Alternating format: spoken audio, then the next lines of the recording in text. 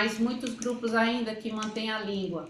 Aí vem a escola que só fala português, a televisão que só tem coisas em português,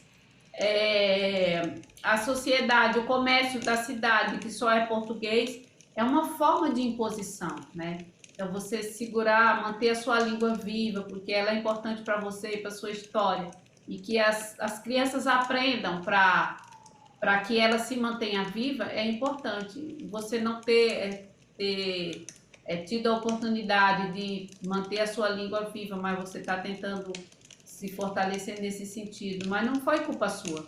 Foi toda essa história de opressão e de pressão em cima de você.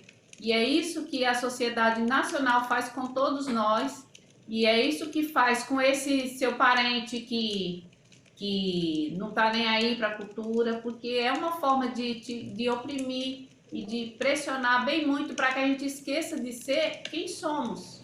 Então a nossa luta é lembrar o tempo todo quem somos.